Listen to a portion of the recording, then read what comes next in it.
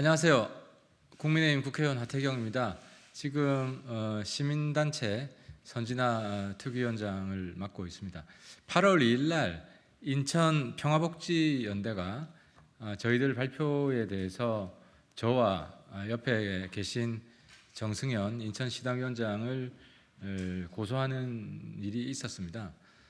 저는 그때 이미 입장을 표명하긴 했고요. 오늘은 정승현 위원장, 인천시당위원장님께서 그 고소건에 대해서 한 말씀 해주시기 위해서 제가 자리를 마련했습니다. 저는 그때 입장을 표명한 것처럼 고소 환영하고요. 수사 과정을 통해서 명명백백하게 진실이 밝혀질 것이라고 보고, 단 하나 무혐의가 되면, 저와 정승현 위원장이 무혐의가 되면 꼭 인천평화복지연대 그 단체에서 사과문을 발표를 해주시면 감사할 것 같습니다. 그 말씀만 드리겠습니다. 바로 우리 정승현 시당위원장님 말씀 들어보도록 하겠습니다. 자, 기자님들 반갑습니다. 저는 국민의힘 인천시당위원장을 지난달까지 1년 임기를 마쳤고, 현재는 인천시당의 주민참여특위 위원장을 맡고 있습니다. 그리고 인천 연수갑 당협위원장을 맡고 있습니다.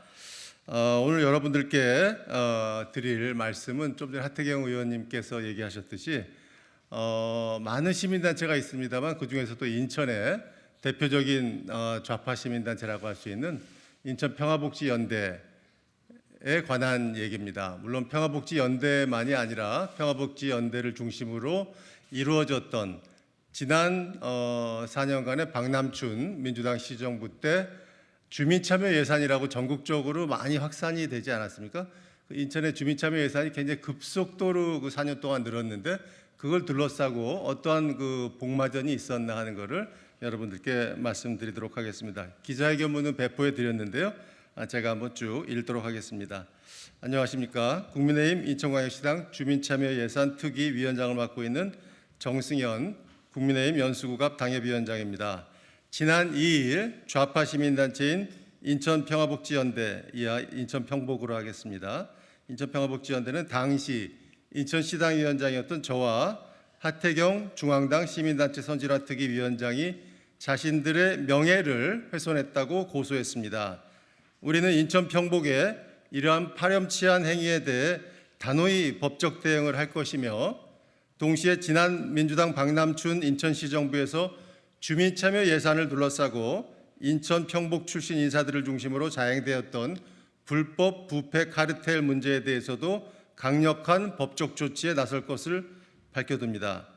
먼저 국민의힘 인천시당 주민참여 예산 특위와 중앙당 시민단체 선진화 특위에서 인천 주민참여 예산의 운영 실태를 조사한 개요를 설명드리겠습니다. 2018년 7월 민주당 박남춘 시장이 취임합니다.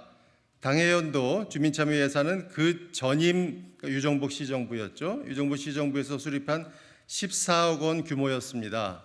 그런데 박 시장은 2019년 200억 원, 20년 300억 원, 21년 400억 원, 22년 500억 원으로 주민참여 예산 규모를 수십 배 늘렸고, 여기에 투입된 시민 혈세는 4년간 물경 1,400억 원에 이릅니다. 작년 말 인천시 감사 결과에 따르면 2020년부터 22년까지 3년간 총 930건의 주민참여 예산 사업이 있었고, 이 중 152건이 지방재정법과 인천광역시 조례 등 각종 법령과 규정을 위반했다고 지적했습니다. 집행의 기준으로 보면 3년간 사업비 1,014억 원 중 152건에 투입된 512억 원, 즉 전체 사업비의 51%에 달하는 혈세가 불법 사업에 투입됐다는 것입니다. 이 중 중앙당 특위 류성걸 의원이 지적한 일명 셀프 심사, 사업 수행 주체가 심사기구에 참여한 경우를 말합니다. 이런 건도 10억 원이 넘는다고 합니다. 하지만 세밀한 조사를 벌여보면 이보다 훨씬 많은 사업에서 셀프 심사, 셀프 집행 행위가 드러날 것으로 예상되며, 현재도 일부 사업에서 이 같은 행위가 계속해서 발견되고 있습니다. 그 외에도 심사 권한이 없는 기구에서 심사한 것이 138억 원, 단연도 사업, 인건비, 운영비 등 지방재정법을 위반한 경우가 36억 원, 부서 검토나 절차를 지키지 않은 경우도 264억 원에 이르는 것으로 파악됐습니다. 어떻게 이런 일이 가능한지 도저히 납득할 수 없고 모종의 커넥션이 있었다고 보는 것이 타당할 것입니다. 이에 대해 조사를 더 해봐야 하겠습니다만 검찰이나 경찰의 신속한 수사와 감사원 감사가 실시되어야 한다고 봅니다. 다음으로는 주민참여 예산을 둘러싼 부패 카르텔에 대해 간략히 설명드리겠습니다. 이 사건의 본질은 박남춘 민주당 시정부와 정의당, 인천평화복지연대라는 특정 정치 성향의 시민단체가 결탁해서 벌인 불법 부패 카르텔입니다.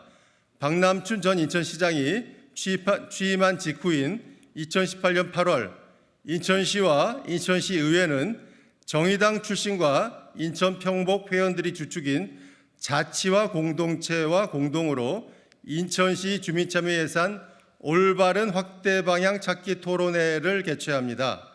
이 토론회에서 자치와 공동체 김모 대표는 중간 지원 조직인 인천주민참여예산지원센터 설치와 이 조직의 민간 위탁이 필요하다는 주장을 합니다.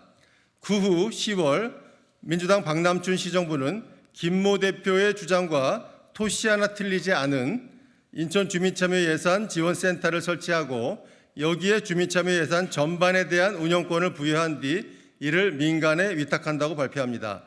즉 자치와 공동체에서 주장한 대로 인천시에서 실행에 옮기는데 이 주민참여예산지원센터란 중간 조직은 고 박원순 서울시장의 아이디어로서 당시 서울에서도 문제가 많아서 폐기한 조직입니다. 그리고 불과 몇 개월 후 2019년 1월 주민참여예산지원센터 위탁 사업에 자치와 공동체가 단독 응모해서 수탁기관으로 선정됩니다. 자치와 공동체는 2018년 3월에 설립된 단체로 뚜렷한 사업 실적도 없는 상태였는데 생긴 지 1년도 안 되고 실적도 없는 단체가 어떻게 매년 수백억 원에 이르는 사업에 운영권을 갖게 됐는지 모종의 결탁이 없었더라면 가능한 일인지 합리적 의심을 할 수밖에 없고 이에 대해서도 철저한 수사가 필요합니다. 이 단체의 김모 대표는 2016년부터 2020년까지 모 단체격인 인천평화복지연대 공동대표를 맡고 있었습니다. 이 부분에서 주목해야 할 점이 있습니다. 인천평복은 하태경 의원과 저를 명예훼손으로 고소하면서 인천평복의 대표나 공동대표는 당적을 가질 수 없다는 규정을 준수하는 순수 시민단체라면서 김모 대표가 인천평복의 공동대표가 되기 이전인 2016년에 정의당을 탈당했다고 주장하고 있습니다. 하지만 인천시당 특위가 입수한 인천지방검찰청의 처분장에 따르면 2019년 김모 대표가 인천주민참여예산과 관련하여 검찰 조사를 받는 과정에서 김모 대표가 2017년경에 정의당을 탈당했다고 분명히 기록되어 있습니다. 이와 관련해서 인천평복이 2016년 2월 29일 발표한 2016년 인천평화복지연대 대표단 및 감사위원 선거투표 결과 공지를 보면 김모 대표가 이날 인천평복의 공동대표로 선출되었다고 발표하였습니다. 그렇다면 김모 대표는 인천평복의 공동대표로 확정된 2016년 2월부터 정의당을 탈당한 2017년까지 1년여간 정의당 당적을 보유하고 있었다는 것이 확인되며 인천평복의 대표나 공동대표는 당적을 가질 수 없다는 인천평복의 주장은 거짓이라는 점이 분명해집니다.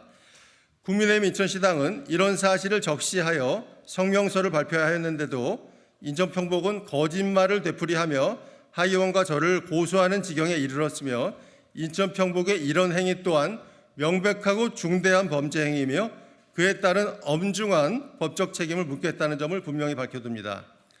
이 밖에도 인천평복 회원들이 주축인 자치와 공동체의 등기부 등본 등의 기록에 따르면 김모 대표를 포함해서 6명의 이사 중 4명이 정의당 활동 경력이 있고 나머지 2명도 이정미 현 정의당 대표의 정책자문단 일원으로 활동하였습니다.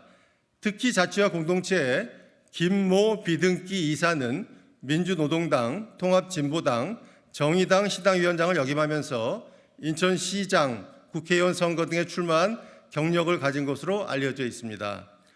또한 주민참여 예산의 구체적 쓰임새를 결정하는 주민참여예산위원회에는 자치와 공동체의 모단체격인 인천 평복 출신들이 분과위원회 13곳 중 5곳의 위원장으로 활동했습니다. 따라서 인천 평복의 주요 구성원이 정의당 소속이거나 출신임을 부정할 수 없다면 당연히 정의당의 하부 조직이란 합리적 의심을 할 수밖에 없고, 같은 맥락으로 자치와 공동체 및 주민참여 예산 관련 각종 기구의 인천 평복의 주요 구성원이 대거 참여하고 있다면 예산을 주물렀다는 비판을 면키 어려울 것입니다. 이는 이미 주요 언론을 통해서 민주당 박남춘 시정부에서 정의당 주축 단체에 300억 원 주물을 권한을 줬다는 비판이 제기된 바도 있습니다. 또한 그러한 결탁의 배경으로 당시 민주당과 정의당이 2020년 총선을 앞두고 선거 연대를 획책했다는 점을 주요 언론에서 지적한 바 있습니다. 마무리 말씀드리겠습니다.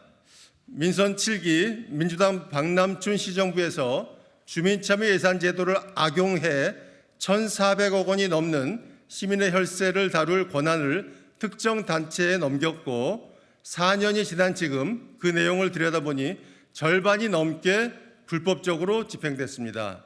그런데 누구 하나 제대로 해명하는 사람도 없고 책임지는 사람도 없습니다.